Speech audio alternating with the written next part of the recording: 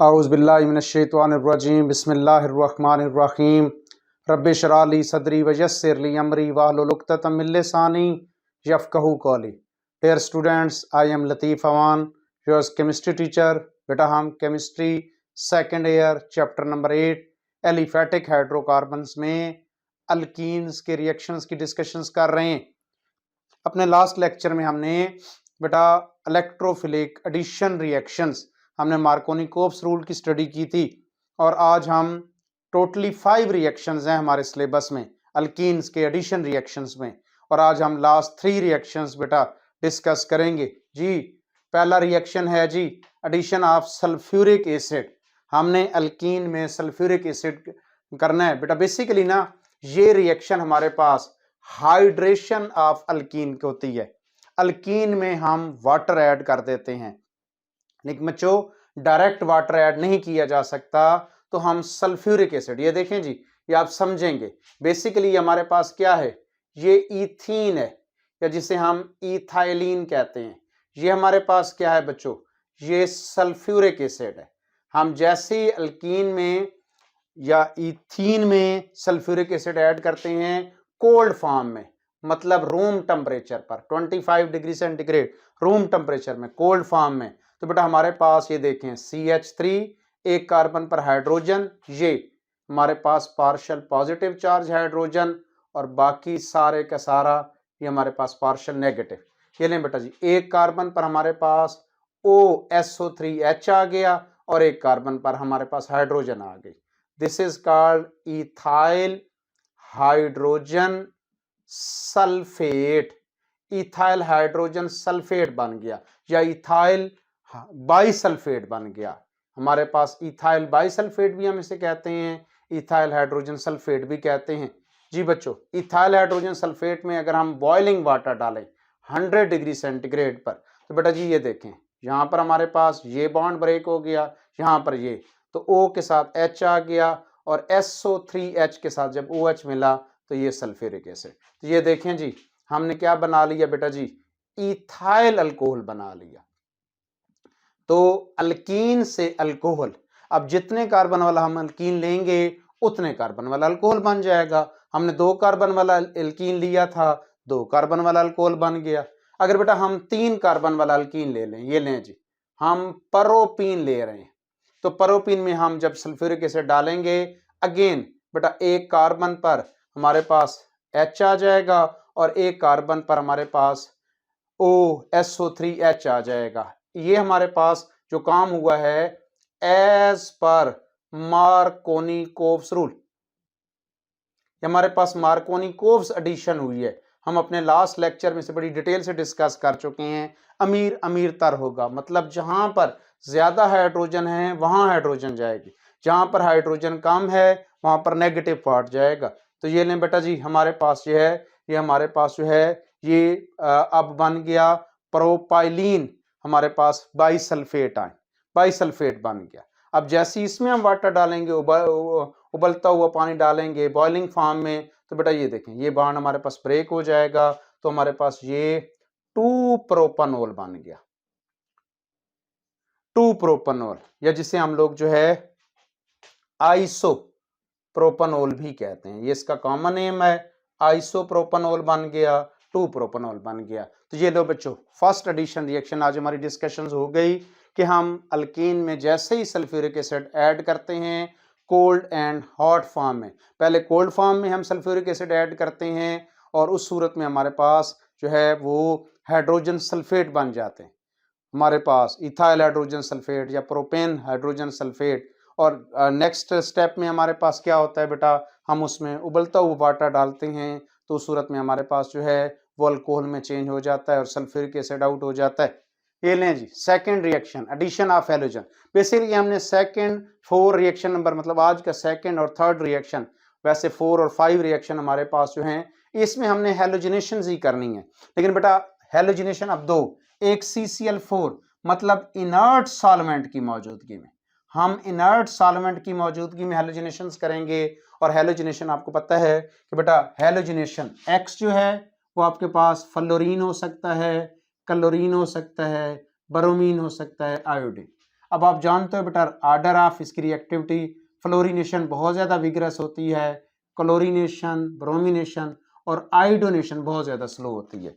तो जब भी हम करते हैं या हम क्लोरीनेशन करते हैं या ब्रोमिनेशन करते हैं, फ्लोरीनेशन से हमारे पास विग्रस है, प्रोडक्ट कंट्रोल ही नहीं होता, और आयोडोनेशन बहुत ज़्यादा स्लो होती है। ये लें जी, हमने अल्कीन लिया, इनर्ट सॉल्वेंट की मौजूदगी में हमने इसमें हैलोजेंस ऐड किए, तो बेटा हमारे पास ये क्या बन गया, this is called 1,2 dihalo ethane, 1,2 dihalo ethane बन गया। इसे बच्चों हम लोग वैसिनल डाइहैलाइड भी कहते हैं। वैसिनल, अगर दो एडजेसेंट्स पोजीशंस पर, दो एडजेसेंट्स कार्बन पर हमारे पास हैलोजन एटम हो तो हम उसे वैसिनल डाइहैलाइड कहते हैं। बेटा अगर हम इसका मैकेनिज्म देखें तो ये इसका मैकेनिज्म 2 स्टेप्स में मुकम्मल होता है। फर्स्ट स्टेप में देखें, जैसे ही आप ईथीन के साथ ब्रोमीन, अब ब्रोमीन जो होगा बेटा जी ये पोलराइज्ड हो जाएगा। लंदन डिस्पर्शन फोर्सेस हम डिस्कस कर चुके हैं, ये भी नॉन पोलर है, ये भी नॉन पोलर है, लेकिन बेटा जैसे जैसे नजदीक आएंगे इसका साइज ग्रेटर है, तो इसमें हमारे पास एक बी आर पर नेगेटिव पार्शियल पॉजिटिव और एक पे बी आर पे पार्शियल नेगेटिव चार्ज आ जाएगा। अब आपको पता है कि ये जो पाई बॉन्ड होता है हम इलेक्ट्रोफिलिक एडिशन का मैकेनिज्म पढ़ चुके हैं कि ये हमारे पास इलेक्ट्रोफिलिक ये बी आर पे अटैक करेगा। ये बी आर पे जब अटैक करेगा तो यहाँ पर बेटा जी हमारे पास ये पूरा ये बॉन्ड ब्रेक हो जाएगा, बी आर पॉजिटिव ये ले। अब क्योंकि लार्जर साइज है तो हमारे पास बेटा ये बी आर दोनों कार्बन के साथ बॉन्ड बनाएगा, इसे हम बरोमोनियम आयन कहते हैं। बरोमोनियम आयन, बरोमोनियम आयन इस सूरत में हमारे पास जो है इसके साथ बॉन्ड बना देगा दोनों कार्बन पर, और ये बी आर अब ये बरोमाइड आयन है, बरोमाइड आयन की फॉर्म में, न्यूक्लियोफाइल की फॉर्म में ये लेता। अब बेटा ब्रोमाइड आयन आपको पता है कि अब ये किसी भी एक कार्बन पर, एग्जाम्पल अगर इस कार्बन पर अटैक करता है तो ये 2 इलेक्ट्रॉन्स हमारे पास बेटा बी आर पे वापस लोन पेयर की फॉर्म में आ जाते हैं।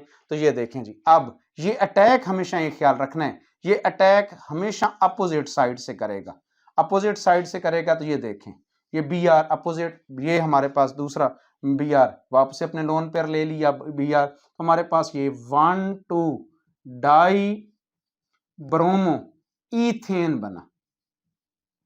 लेकिन अपोजिट तो हम इसे ट्रांस प्रोडक्ट भी कहते हैं, ट्रांस प्रोडक्ट कहते हैं, मतलब जो है ये उसी साइड से नहीं आया जिस साइड से दूसरी तरफ आया। दोबारा देखिएगा, ये बहुत इंपॉर्टेंट रिएक्शन है, एग्जामिनेशन पॉइंट ऑफ व्यू से आपको हैलोजिनेशन आनी चाहिए। हैलोजिनेशन ऑफ अल्कीन हमने क्या किया, हम इनर्ट सॉल्वेंट की मौजूदगी में, याद रखना है जी कंडीशन, इनर्ट सॉल्वेंट की मौजूदगी में जब हैलोजिनेशन करते हैं तो हमारे पास वैसिनल डाइहैलाइड बनता है।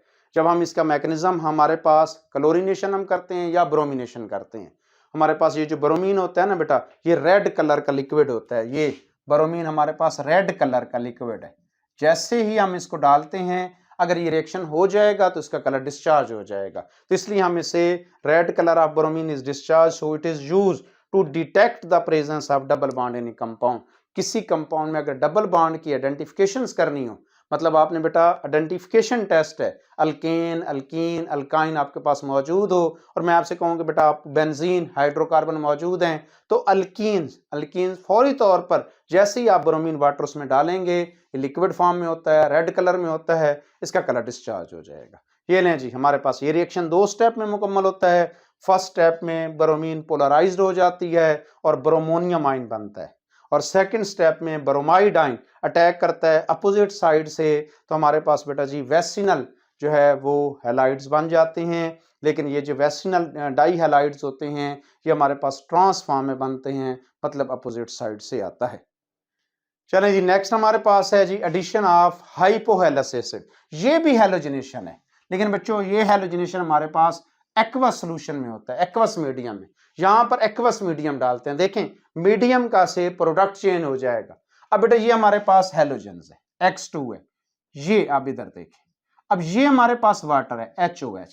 अब ये बात जो सबसे इंपॉर्टेंट यहां समझने वाली है, हमारे पास ये पोलर है, ये नॉन पोलर है। अब बेटा जी यहाँ क्या होगा, यहाँ हमारे पास जो है अगेन वो जो है हेट्रोलाइटिक फिशन हो जाएगी। ये हमारे पास S इस सूरत में हो गया। अब X और H अगर हम ये कहें ना, ये देखें बात तवज्जो से बात सुनना है, ये पॉजिटिव है, ये पॉजिटिव है तो OH नेगेटिव के साथ मिलेगा, ये नेगेटिव है तो ये पॉजिटिव, H पॉजिटिव के साथ मिलके ये अब HX, ये पॉजिटिव है ये नेगेटिव है, लेकिन OH यहाँ OH नेगेटिव है और यहाँ X पॉजिटिव है। तो हम इलेक्ट्रोफिलिक एडिशंस कर रहे हैं। इलेक्ट्रोफिलिक एडिशन मतलब यहां से ये हम यहां से जो है X पॉजिटिव, यहां से हम इलेक्ट्रोफाइल जो है ना वो जनरेट करेंगे। ये लें बेटा जी, ये हमारे पास ईथीन है, ईथीन का रिएक्शन जैसे ही हम इसके साथ, अब इसके साथ हाइपोहेलस एसिड, हम इसे हाइपोहेलस एसिड, जब आप चैप्टर नंबर 5 पढ़ेंगे ना तो ऑक्सी एसिड्स हम पढ़ेंगे।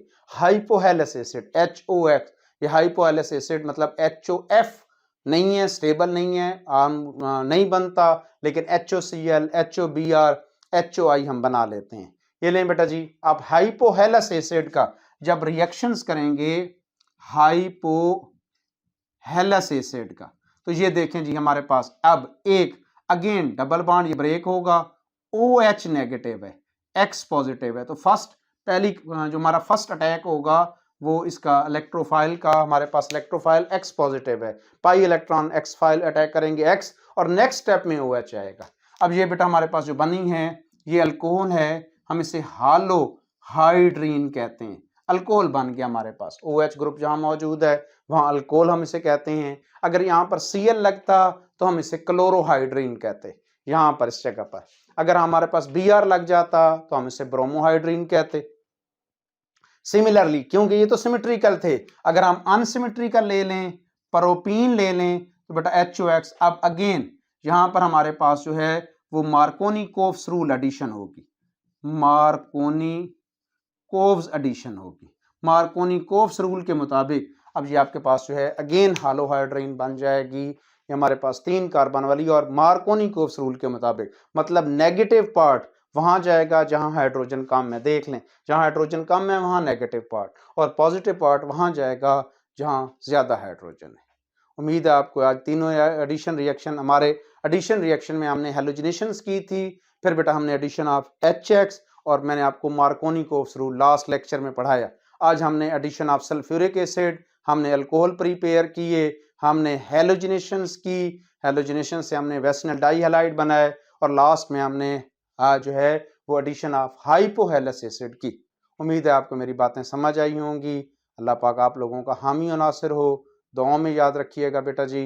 अल्लाह हाफिज़।